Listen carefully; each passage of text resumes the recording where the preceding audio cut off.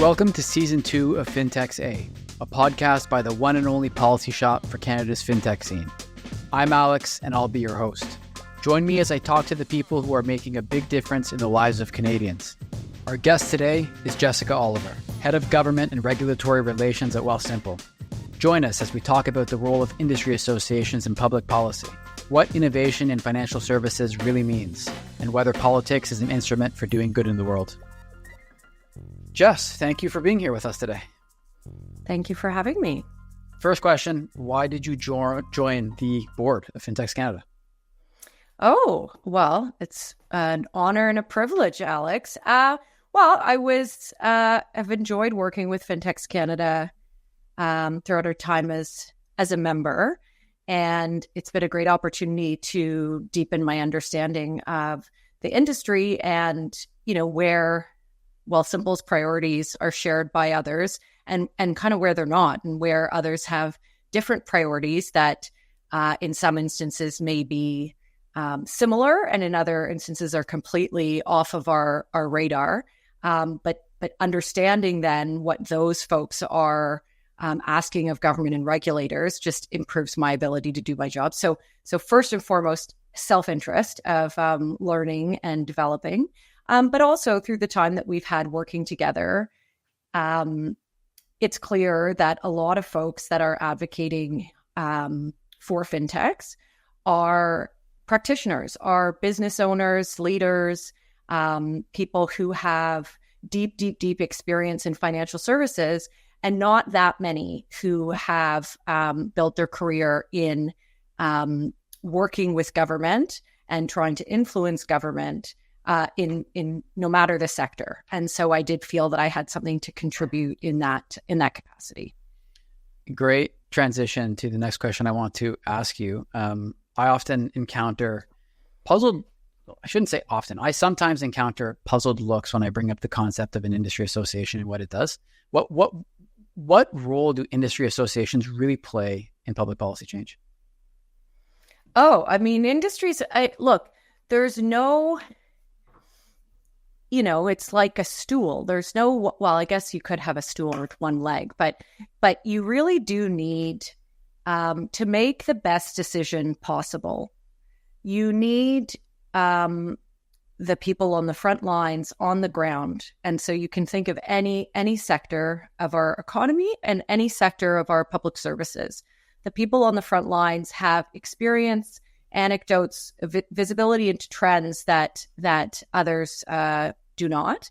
And then you have the policymakers who have an understanding of process and the machinery of government, and why things happen when they happen, why they don't happen, how you can help make them happen, whether something is likely to be successful all in one go or incrementally. And so an industry association alone is not likely to have much influence. But where it's able to harness the views and the impact of the whole sector, so the group of companies, and then where those companies also engage on their specific value proposition or ask, and where they're able to engage their customers to support and reiterate. Because if an elected official or a public servant hears something from an industry association, that's fine. But if they hear it from an industry association, a business, a community group, and, at Thanksgiving dinner, that is how you get momentum behind something, and you get wheels turning and people actually looking for opportunities in their work to advance that. And so it has to be, or it's best when it's all. Right. When I'm going around and trying to get a sense of how we at Fintechs Canada can do better, sometimes I try to hone in on what other industry associations in our space or close to our space aren't doing for their members, so that we can maybe do something that no one else is doing. When I'm having those conversations, trying to learn, what I'm often struck by is that sometimes it seems like no one is happy with any of their associations. The associations aren't saying enough. They aren't doing enough. They aren't representing my interests. It's just become this club I have a membership to, but I'm not entirely sure like what the return on investment is. But they nonetheless remain part of all these associations, and the industry associations remain. Can you make sense of that for me? Like, how can we at once be dissatisfied, but see them as integral, nonetheless? Yeah, I think, look, an industry association wants members that push it to do better and be better. It would be, to the extent that members are complacent, it is not a great sign either. And I think it's important that industry associations also consider opportunities to add value beyond advocacy. So whether that is, there are lots of industry associations where their members see a value in bulk buying together or being offered a discount on a certain product or offering, or bringing in experts to go through research, public opinion polling, that kind of thing. So I think it's important for industry associations to find a way to be useful to their members beyond just advocacy. But advocacy, you can drive an issue onto an agenda, and you can make something. But it is easiest when there is a natural cadence to it, and where you are poised to take advantage of opportunities when they emerge. And so I think where an industry association can't be all things to all people, but they have to be constantly in listening mode and communicating with its members and showing how the patience and the work paid off and led to seizing the moment. I think you're always going to have members who have a specific grievance, a specific priority that they feel that if only the decision maker understood, change would happen. And in reality, that's very rarely the case. And so I think, but I would say that the tension between industry associations and their members is very healthy and to be expected. Back in the day, like long ago, I imagine a world where industry associations had this very clear value add in being able to bring everyone together and coordinate at a time when the transaction costs associated with these sorts of things were really high, like before the internet, like back when you had to actually pick up a phone, or you had to fly into Ottawa, where maybe sending a letter wasn't like a PDF, it was like an actual letter. In this day and age, though, those transaction costs aren't really there anymore. I mean, it's very easy because of the tools modernity gives us for people to get together, build coalitions, engage whoever they want, build whatever audiences they want. No, I just, so let's get to the question and all. Given that we have these tools at our disposal, why aren't companies forgetting their industry associations and just going at it alone or in more informally organized coalitions? So I disagree that there isn't a need to pick up the phone or be in a room or engage in a consultation around a table.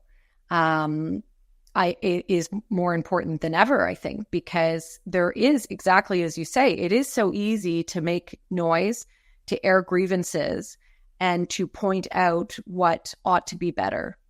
What is less clear in all the noise, and an airing of a grievance, especially when I think about for individuals on social media and things like that, that can be cathartic, and it can help someone feel like they're at least not.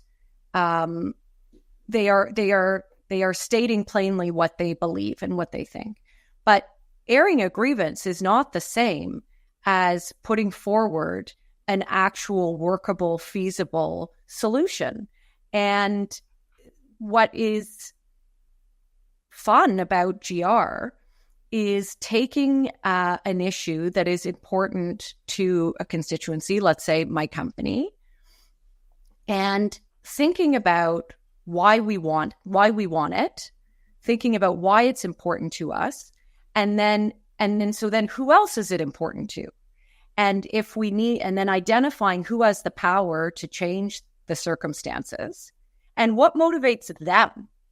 Because what motivates them is not if only they knew what we could do with this change, if only they knew how our business could grow, how we could have more clients, how our clients could save money. If only they knew it would all happen. No, that is a step. That is a part of the process. It's the beginning of the process.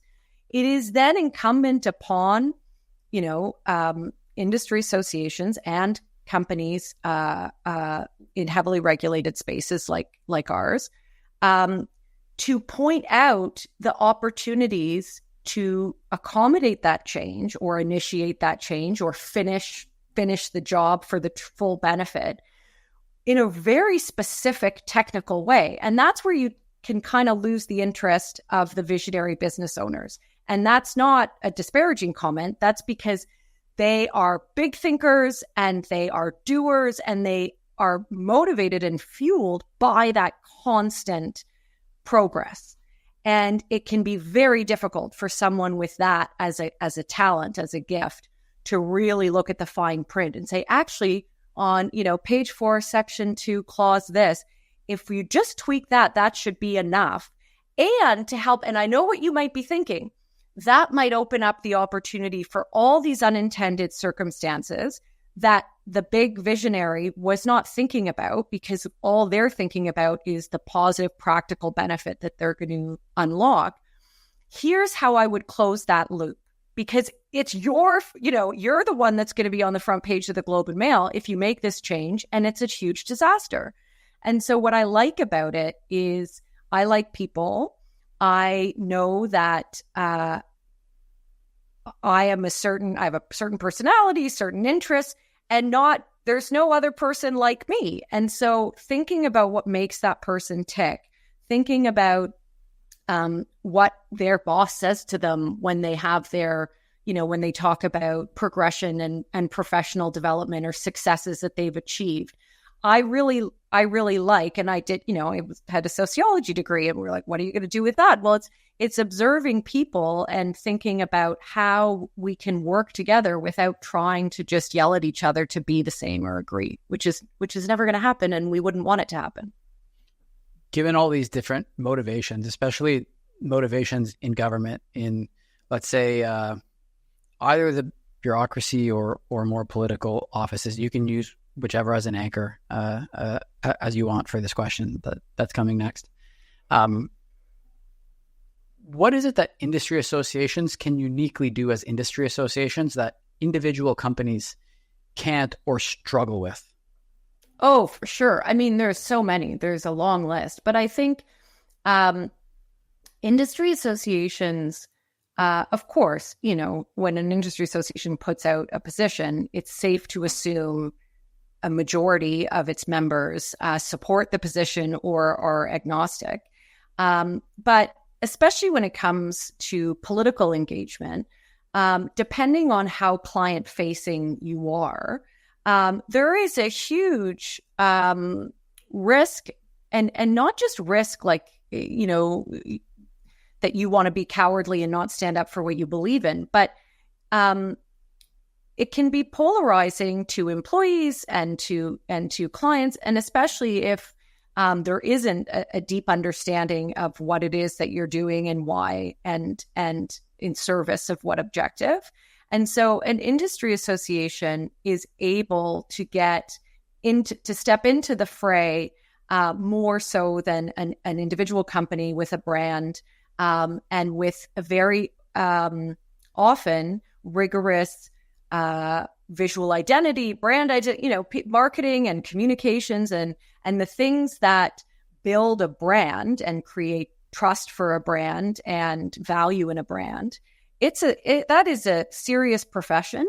And it's very important that GR professionals work very closely with those teams and also understand where it is in a brand's interest and consistent with what their clients expect of them.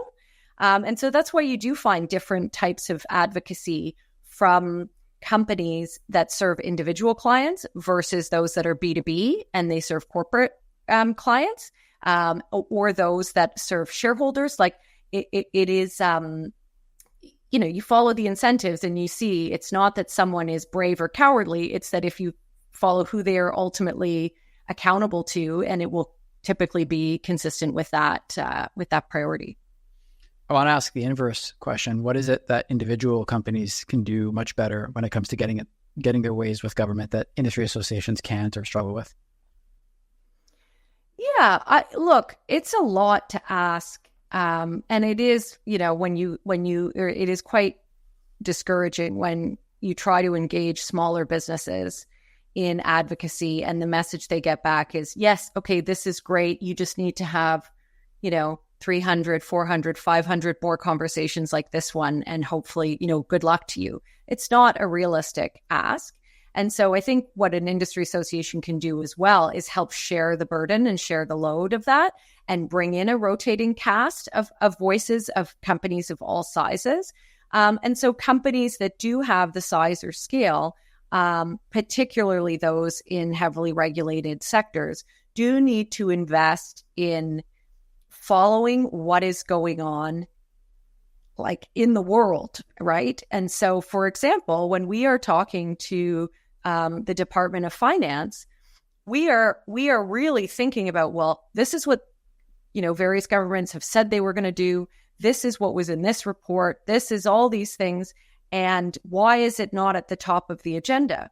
Well, what else is on the agenda? And could we all agree that there are certain urgent priorities that emerge in the world and in our country and in our communities that can distract? And so I think companies making sure that they are either in-house or through external counsel, really keeping a pulse on the pressures that are on government, the priorities. Because if you go to the table saying that, the number one issue of the day should be X, and you're not thinking about the cost of food, you're not thinking about the psychological, emotional impact of geopolitical conflict on Canadians who are impacted in various ways, like you lose all credibility. And so, of course, the government can do more than one thing at a time.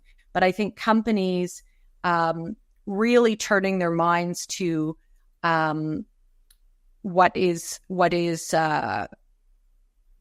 on the minds of regulators or governments, what's preoccupying them, and how can you make your priority, if not aligned with that, then at least parallel or not opposed to. I want to ask you more questions about what fintechs could do to improve their relationship with the government at all levels, but I want to ask a few questions before that. So just quickly to wrap up on industry associations and their role in policy change. When you think ahead and envision the future, are industry associations playing a bigger and more relevant role than they were in the past? Is it staying the same? Are they decreasing in relevance? What's your prediction? I mean, I think it depends. They're not all created equal. And I would say, just like any other industry, they have to continue to evolve. And so what worked then may not work now. And so it's a different, there are new opportunities for industry associations that didn't exist before, and there are new barriers and constraints. And so industry associations should reflect on that and be constantly renewing and iterating on both their mandate, their tactics, and so on, to reflect, what if their overarching objective is the following. And it's not an indictment as to whether or not the old strategy was actually wrong-headed. It's that, is it evolving the way it ought to? So I think they're as important as ever, but there's no question, like when I take a taxi, the way that I take a taxi today is different than it was 15 years ago. And there's doesn't need to be more meaningful than that. Right. Wealthsimple is a household name, which I'm very happy about. I've been in this space in different pockets for just under a decade now. And for the majority of it, when I explained what I did or like the sort of policy area that I was curious about and interested in and working in, people would kind of be confused. They'd be like, what's that? We'd try to explain it. They'd still be confused. Eyes would glaze over and no one would invite you back to the party again. So I stopped trying to explain it. Now, however, the questions are very different. It's no longer what's a fintech. The question now, I've actually had friends and family ask me, should I go with Wealthsimple or Questrade? So like they know about fintechs and they're asking me, for my opinion. I obviously can't pick given my role at the association. But how should I answer that question? What's the difference between Wealthsimple and Questrade? Oh, I'm not good at or a company like Questrade. Why would I pick Wealthsimple over these others? Oh, I wouldn't look. I think where I would take that question is that part of what interested me in Wealthsimple was having traveled and lived elsewhere and seen the financial services that are available to folks in those countries, and the way that different products can serve different constituencies. So if you are someone who is in a job where you're paid sort of hourly and with tips, and your pay can vary a lot, whether you're in a commission-based industry or you're in the service industry where there are busy periods and quiet periods, or you're salaried. There are obviously the way that you might engage with a bank, for example, if you just have your paycheck direct deposited the same amount every 2 weeks, is different than if you're not. And so for me, what Wealthsimple has done is build a product, that started as something very narrow, as a managed investment, low fee managed investment product, to now have the full gamut or coming up to the full gamut of services, from a checking account to tax filing and so on. What I think is a shame is that the scale is not that Wealthsimple has achieved is not, there's a short list. And I think Wealthsimple is, and one of the things I've really enjoyed about working at Wealthsimple is not shy to say, we wish there were more. We wish there were more fintechs that were achieving the scale that made people feel that they had real choice, and not just real choice on a managed investment product, but on the full range of their financial needs and interests. And I think especially, this, I'm going to take it totally away from the question that you asked, but especially with the introduction of the tax-free savings account, the first-time home buyers account, and so on, with the reduction of pension coverage in the workplace, with the increase in cost of home ownership and the increase in the age of average first-time home ownership, and the increase in age of first-time parent.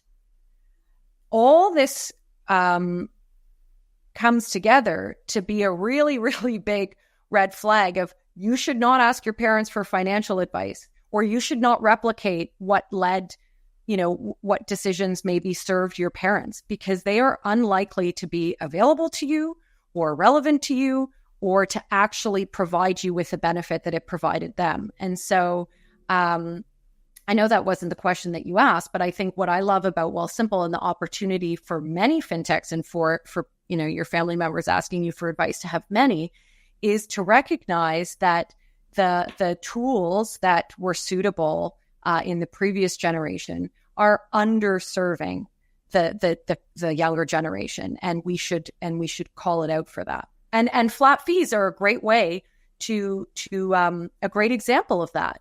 Yeah. A flat fee, it means that on a percentage, on a proportional basis, someone with less money is paying more money for every single thing that they do at a financial institution that charges them a flat fee. And we should call that out, because the technology exists to adjust for that, or to have there be some sort of an acknowledgement of how punitive that is for those with the least. This is a good point, because though the way services are presented and delivered seems to vary by institution, as well as maybe the price they charge for those services, the types of services feel like they're largely the same, right? Like a payment card is a payment card. Portfolio management is portfolio management. Loans are loans. So if everyone is selling the same types of services, what really is the difference between, a fintech challenger and, say, a big five bank incumbent? So yeah, I think, and that's, I think the hope is that they're not, that it's not the same services. Now, that doesn't mean, I'll give an example on international transfers. So, and so much of this is, we're, you take your life experience. And so, my dad was an immigrant from South Africa, and he had family in South Africa and the UK. I had, my mom as a flight attendant had a very irregular schedule. So we had childcare in the home, and so I was exposed to what a process heavy and expensive process remittances are. And so I don't think the view is for a vibrant fintech sector is not just more banks.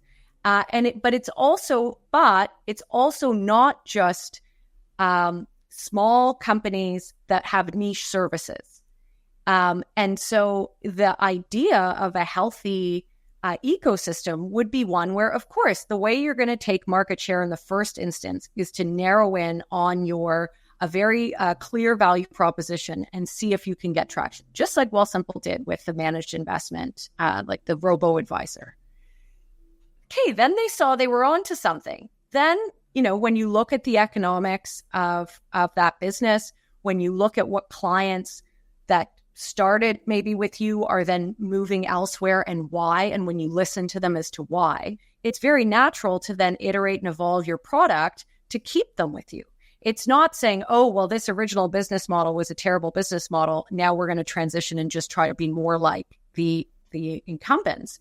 It's about saying, okay, we're on to something.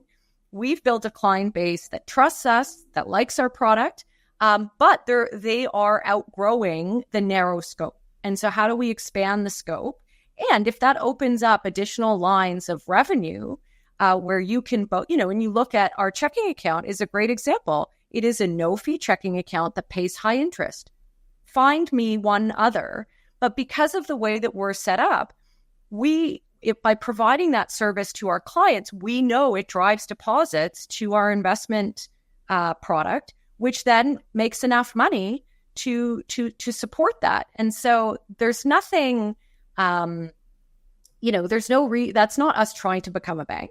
Right. And it's not suggesting that the original product was a failure. But I think in a healthy ecosystem, and if you try, think of a restaurant, for example, and one that starts with, just in-person dining, dinners only, and then they add that they're going to do lunch, or they're going to have weddings on the weekend, or they're going to do takeout, and they try, and some of those spaces are not as lucrative or feasible or manageable as they thought, because you've got a staff. How do you staff for a wedding, and it's a later night, or whatever all those things are, or the volume. If you have a restaurant and people are being seated every 30 minutes, you can control that flow in the kitchen. While at a wedding, everybody eats at the same time. So it's giving players in the space the opportunity to test out different things, to see what works, to see what makes their business, more secure, more financially viable.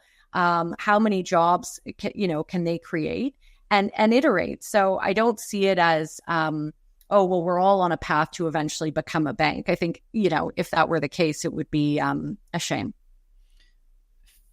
Fintechs.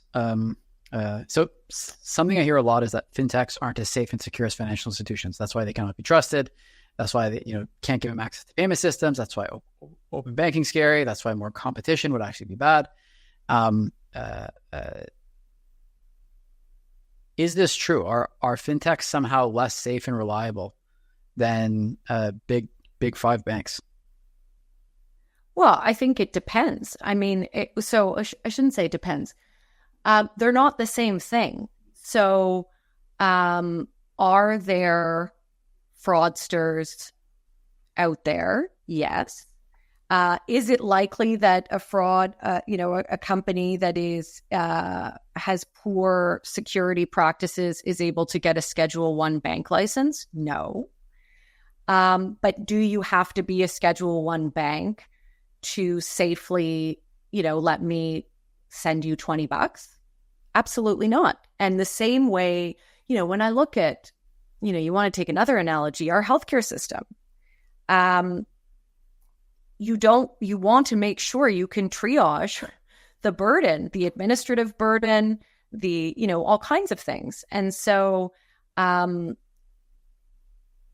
difference between going to see, having access to a GP versus going to an ER, you don't need to go to an ER if, insert minor issue. And in fact, the cost of driving everybody to the ER creates perverse incentives or perverse constraints, or has a huge number of negative consequences. So I think but it is also very important, and this is where the industry association is extremely can be a resource. Is we have to take that concern seriously and not dismiss it as some "I'm insulted you even asked." That's a very reasonable question to ask. And folks that are working in the financial services space should absolutely be prepared to explain their practices and how the practices that they have, or the regulatory oversight that they have, the compliance record that they have, is the right amount for the services that they're offering, and how their product's designed, how their clients use it, because the flexibility that we want is there is a price that people are willing to pay. They might,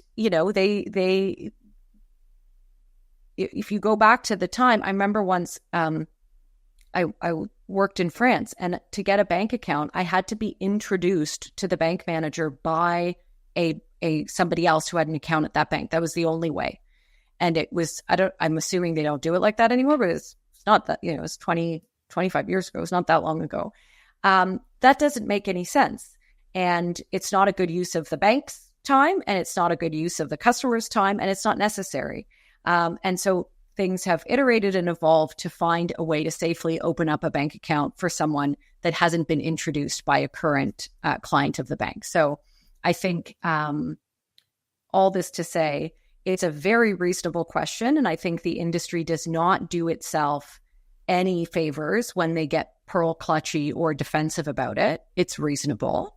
And the best way to address it is to meet it head on and ask for follow-up questions. And I think, an example would be, we were asked by many when we were applying for approval for a direct settlement account with the Bank of Canada, so what, is it really that you just why don't you just become a bank? Why don't you just get a bank license? I said, that's obviously something that is always being considered and weighed. But what is it that we are asking to do that requires a bank license? Because from what we can tell, there is nothing that we're asking to do that requires that. And it's important to then have a fact-based conversation and to understand, again, what motivates others, what their incentive is, well, our concern is the following, and then we can address those more detailed things. But I think if you stay too high level, risk, well, of course there's risk. Of course there's fraud, just like every institution, financial and otherwise. Do you think sometimes regulators ask these sorts of questions or do these sort of things to deflect accountability or cover their ass, so to speak? Like, I'm just imagining myself as a regulator. And I mean, I don't mean to suggest this to the Bank of Canada. What I know of what they're doing to build up that retail payments supervision capability seems nothing but rigorous, tough. I think many payment service providers are going to be in for a bit of a surprise when they see how sophisticated and ready the bank will be there. But sometimes I imagine regulators not knowing how to manage certain risks themselves, maybe not having the capacity to do it themselves. And so they say, why don't you just become a bank? Because then OSFI will do all this stuff with you. And then I don't have to worry about answering how all the risks you might pose are being managed. Because one, I don't really understand the risks you pose. And then two, I don't really have the capacity to manage them. So I'd prefer you just fall under this safe and convenient umbrella over there. Do Canadian regulators do that? Well, I mean, I don't know. I'm not a regulator and I never have been. But I think, again, I put myself in that person's shoes and, what they actually have a mandate to do. Have they been, if you go in and speak to a frontline regulator, that has oversight of a very specific activity and say, we want to transform the way Canadians, manage their money. Well, they don't have a mandate to do that. And so that's a very easy way to get them to be like, oh, great, I'm going to let them talk. And there's no action item for me because last time I checked, my job description did not say transform, how Canadians manage their money. And so it can be frustrating when there's a feeling that there is not the energy that you get isn't like, well, let's solve this problem. Who else do we need around the table? And we're not going to stop until we, it can feel like there's a passing of the buck. But I think it is also, look, what I love about advocacy, politics, public affairs is that I've been able to move around and see how different industries work, different people work, all that kind of stuff. I wish there was a way for there to be more of a secondment program where folks from inside a regulated institution can go in and see the pressures on a regulator, on the policymakers from behind the scenes. And similarly, I wish that they could come and do placements inside private companies that are creating jobs, providing more choice and convenience and lower cost products to consumers and see just how intense that is. And, so I wish there was a way for that to happen. I don't, it's not, think it's probably in the bigger the institution, the more likely maybe that is to happen. But I think then you just have to, if that's just fact, then in order to be strategic, you have to accept the facts. And so I think of it less as, oh, do you think these people are trying to pass the buck? No, I think these, whatever regulator has a certain purview and at very often very bright lines as to what is in scope and what is not. And so, and if you disagree, and there have been times where I've been told by a regulator, would love to help, this sounds really compelling, not our purview, where I said, I think it is in your purview. And then I make those arguments based on the mandate that I know they were given, not what I think it ought to be. Right. I know, so I try not to ask questions about individual companies in the fintech scene, but I did open with a question about Wealthsimple and Questrade. For two reasons. One, because it is a question I'm asked on a pretty frequent basis, like a surprising frequent basis by friends and family trying to make the best financial decisions they can. But there was also this ad that ran that the internet interpreted as a jab at Wealthsimple. I think it was a Questrade ad. Wealthsimple, the ad implied was simplicity and vibes. The ad reminded me a bit of the Apple ads that kind of threw shade at Microsoft at the time, but like the script was kind of flipped. The script was flipped. If you buy the premise of the ad, if you've seen it, my question for you is, does simplicity and vibes, does that sell in financial services like it appeared to have sold in computers? So I haven't seen the ad, but there've been a few ads. I mean, there was an ad from a large incumbent about, oh no, you're not still using that platform where, you can't, it takes so long for funds to settle. Whereas if you just stay with your bank where your paycheck is where you're having your paycheck deposited, that's so much more, that's less compromising than these other, than moving it out to another institution, that I thought was quite a statement.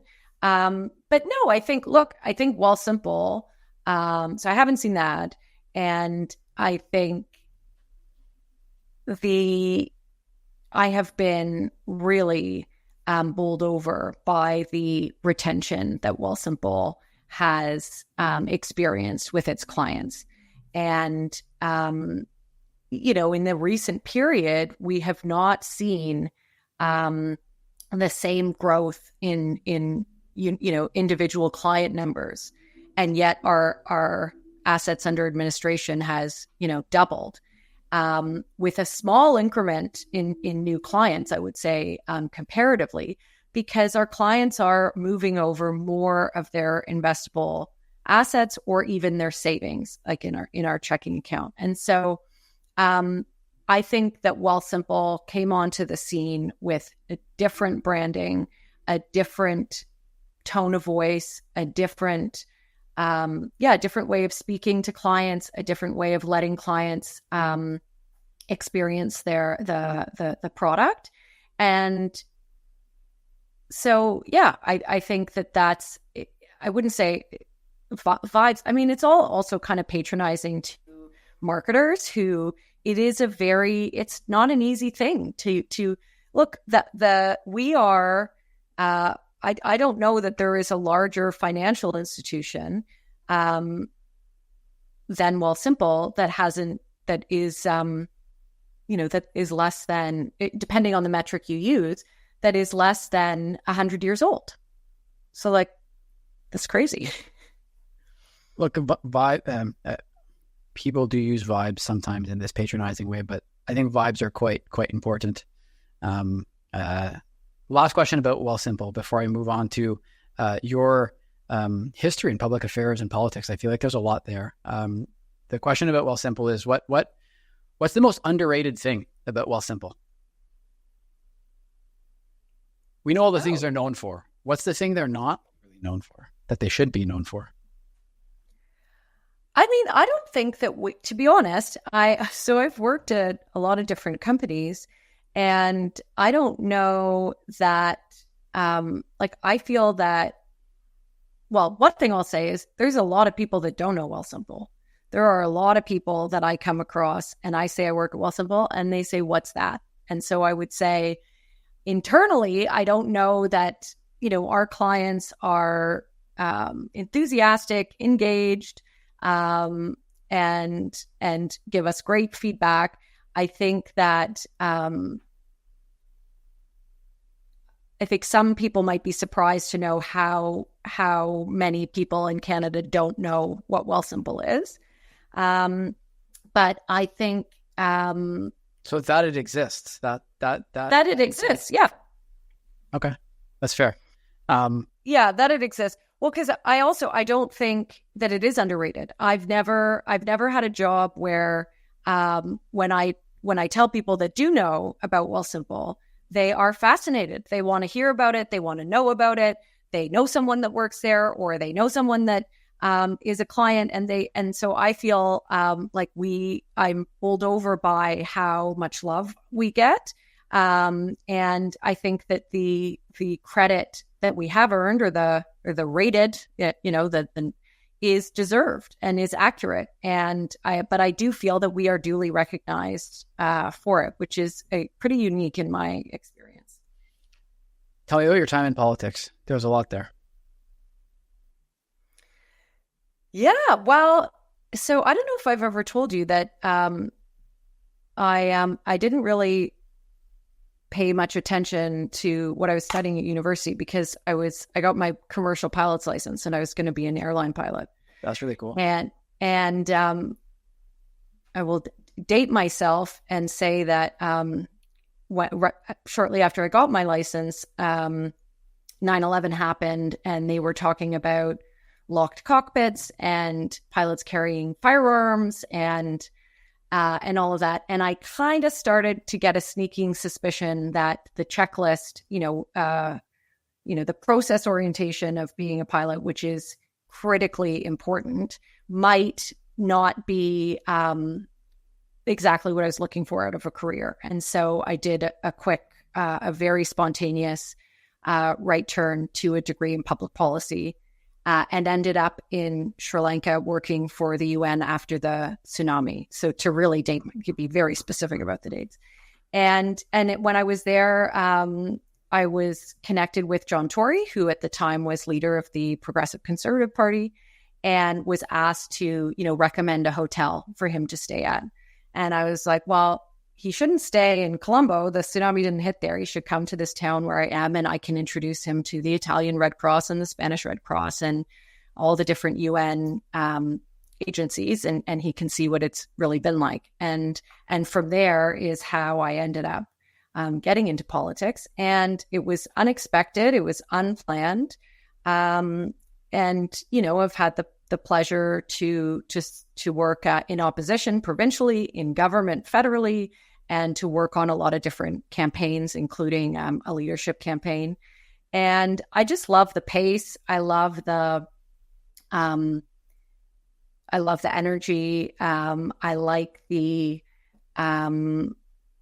human part of it. Again, understanding what motivates voters, understanding what motivates other people that you're working with. And so I had a great experience. I've had a great experience, but I always knew that I wanted to take the understanding and knowledge of how government worked to support businesses that I thought were not, sometimes struggled to translate their priorities and their observations about what was going on in the world in a way that was digestible to decision makers. We all have prior beliefs about things as we go into them, even before we experience them up close. What prior beliefs of yours were confirmed by your time in politics, and which of your priors were completely violated? I think that, So, I was really lucky because I had relatives abroad, and my mom being a flight attendant, I was able to travel a lot. So as a child, so I knew there was a world outside of my bubble.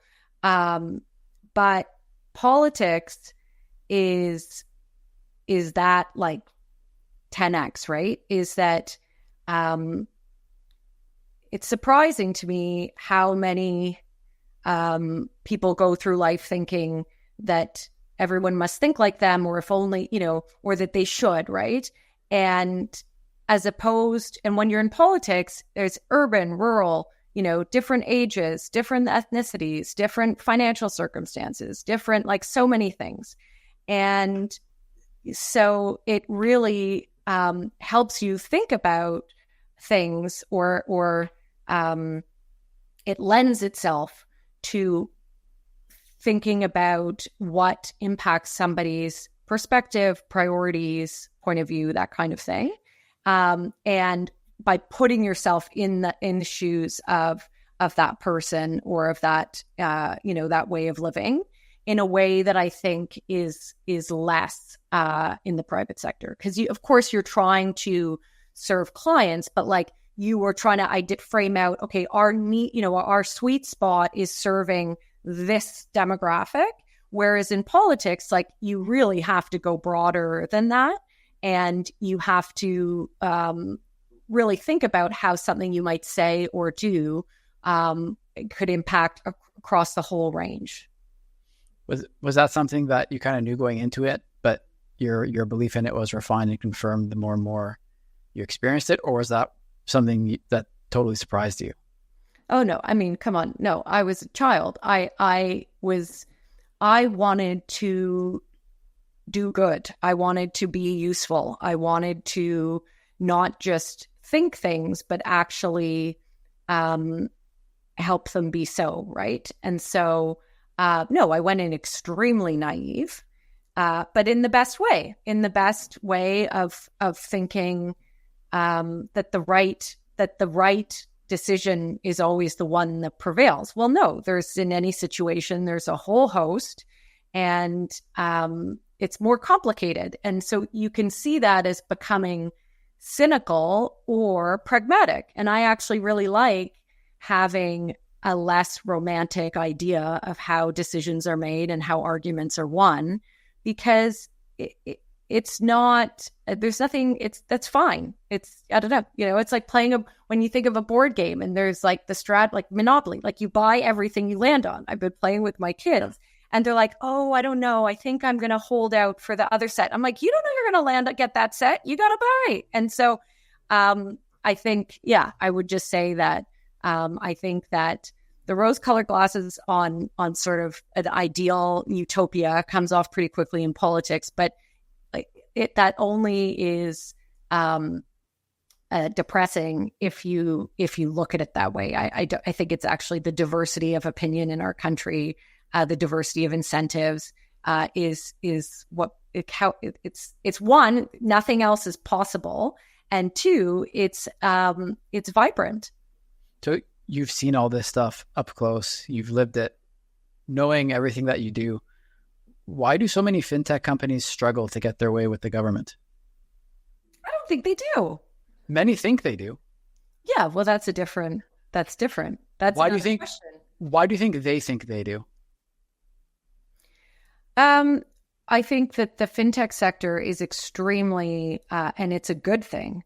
There are people who have had, just like, if you think about any business that someone might go into, and it's someone who says, oh, well, I was using this makeup and it occurred to me that, using a brush instead of your fingers would suit your lifestyle. You wouldn't get stains on your clothes. Or this is a very odd example, but something like that. Entrepreneurs often identify something they think they could do better, and they go after that.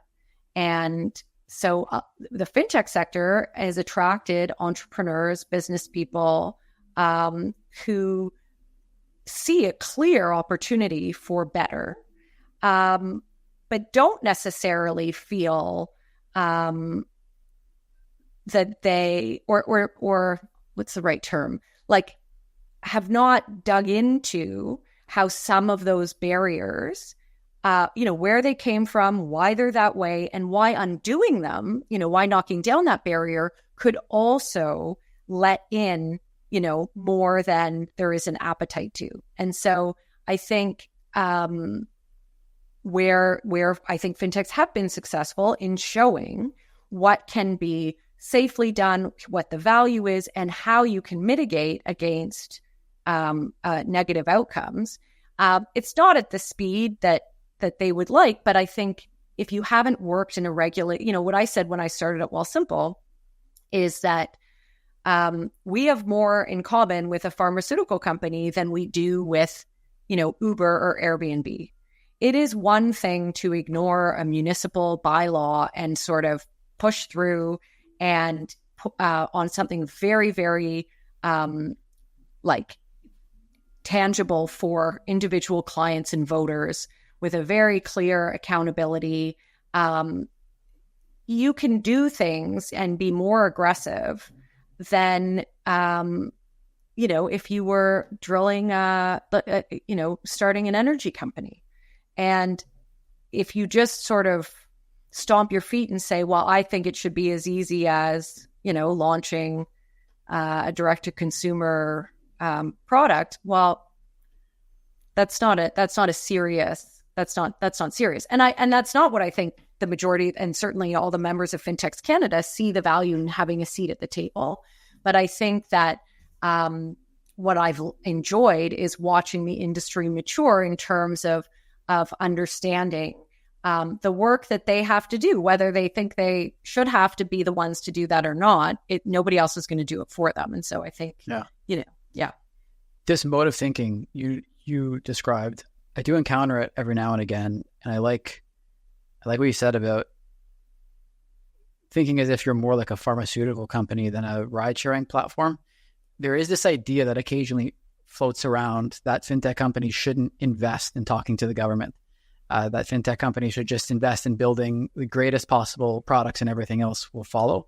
But given that financial services is one of the most, if not the most heavily regulated industries around, can a truly innovative fintech company be successful if they're not investing in their relationship with government? I mean, you know the old saying, if you're not at the table, then you're on the menu.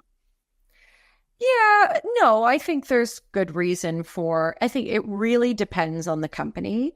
I do not think every fintech needs to invest in GR or engage in GR. I think if depending on the desire for change or the detail of the change, I think there's a difference between investing in GR and actually, having influence. Like, just because you're spending the money doesn't mean you're going to get the results. And in any GR, it's an open question. You can't just, if I work this hard or spend this much money, it will happen. It's much more nuanced than that. But I would say the biggest thing is folks understanding that the meeting is not the outcome. The meeting is a tactic. And if what somebody, and it's a very natural, normal thing for someone new to GR to feel like, oh, well, I'm going to meet with this person. I will explain the situation. They will agree with me. And then they will do what is in the interest of my business. And maybe even they can be persuaded to understand that they have to have 10 meetings. But if you view the meeting as the output, I think you will be disappointed, because it takes a much more, you've got to make sure that the public understands the problem. And so whether that's through your own marketing and communications, through speeches, through op-eds, through testimonies at committee, through presentations to regulators, like whatever it is, you have to, so yes, the meeting, but it has to be with a clear, it's not just, we're going to tell you what we want and need and expect then that the person on the other end of the table is going to run with it when they have everything else. So I would say, yes, do I think every company should make smart and strategic investments in GR? Yes. But I think there are also, there's freeloaders in every sector, right? Who choose, like, you know what, we could throw this many resources at this. And I think whether it does or doesn't happen is actually not something we can control. And so I think opting out for that reason is for some businesses a very rational decision.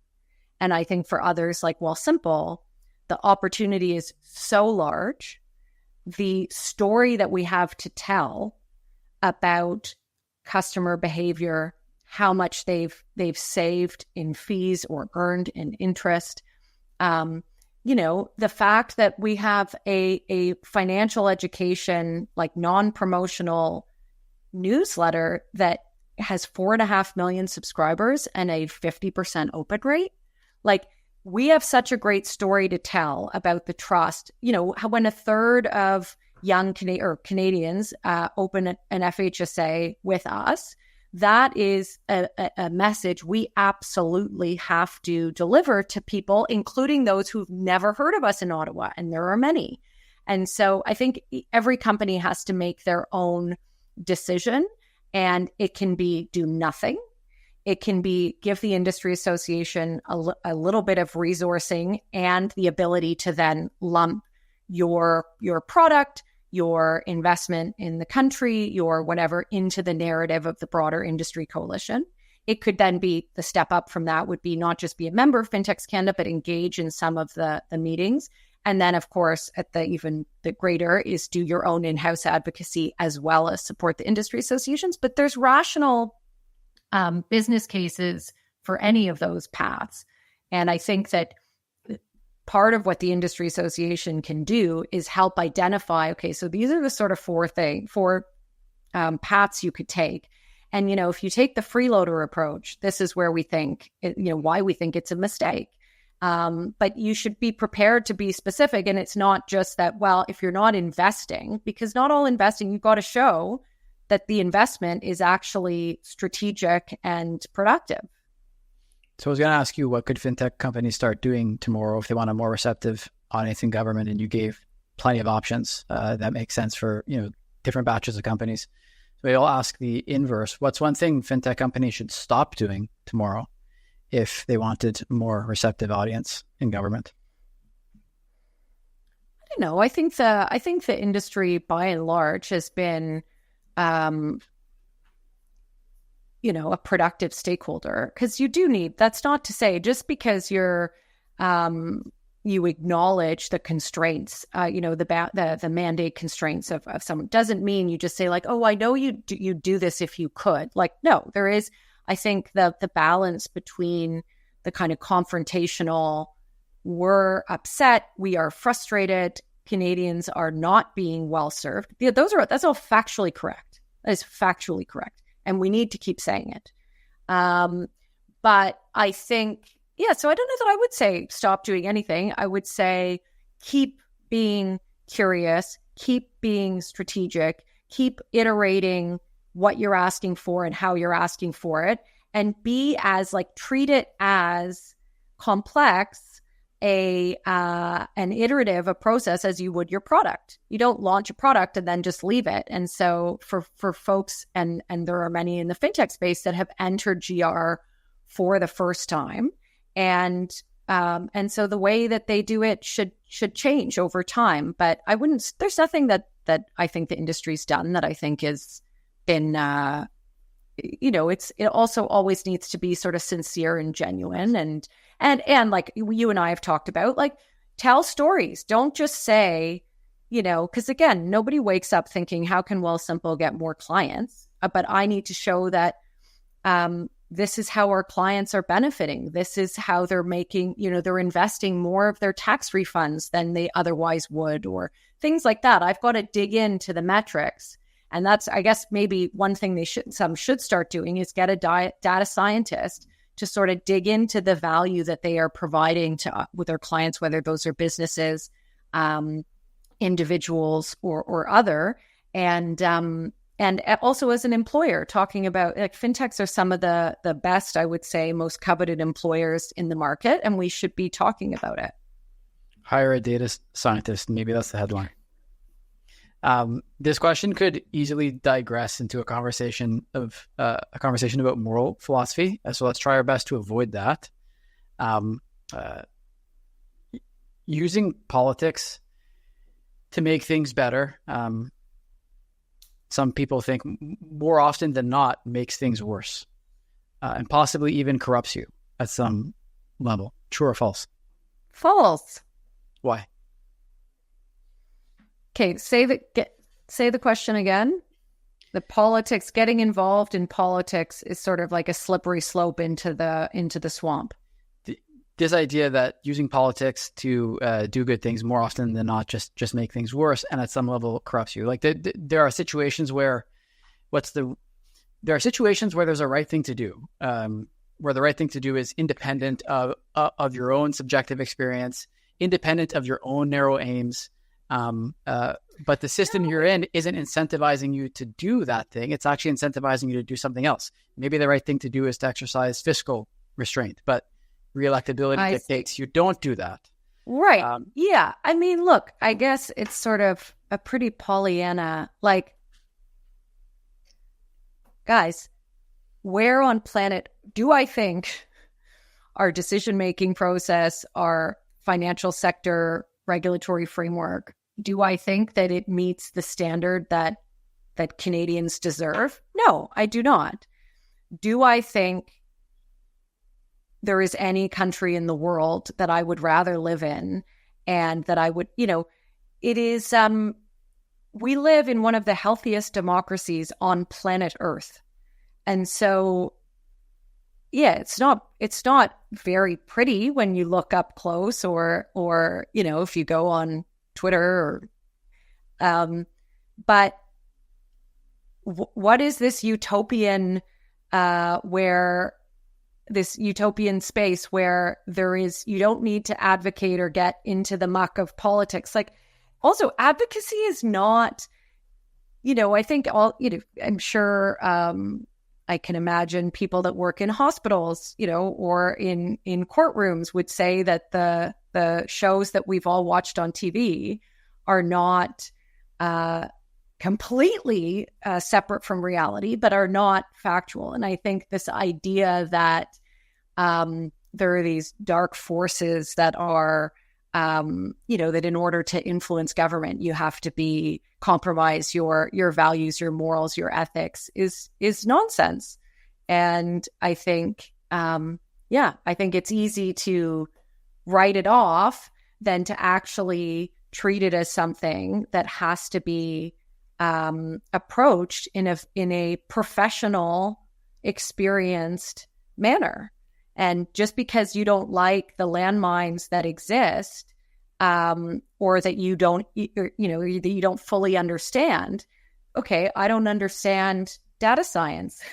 I need to rely on an expert. I need to rely on a professional. And so I think this country is, a country is broken, or a country is this or that. It's so, what a privileged, if there's a lot that we could do better, but I think I just am not, I've seen corruption, and I've seen citizens failed by their public institutions. I wouldn't even just say they're public institutions, and there is so much room for improvement. But the idea that we're in any sort of a dire, I think is you've got to, again, follow the incentives, follow the motivations of the people who are delivering that message. I think it's so maybe there still is just a bit of romanticism left in your outlook on politics as an instrument to do good in the world. Just a little bit. Well, I would say no. I'd say the opposite. I'd say it's not romantic at all. It is like a Rubik's Cube. But you can't just hold the Rubik's Cube. Well, this should be easier to unscramble. Well, life's tough all over. Jess, thank you so much for having this conversation with me today. I hope you enjoyed it as much as I did. Thanks, Alex. And that's a wrap for this episode. Thanks for joining us. If you're looking for more, visit us at fintechscanada.ca or follow us on LinkedIn. See you next time.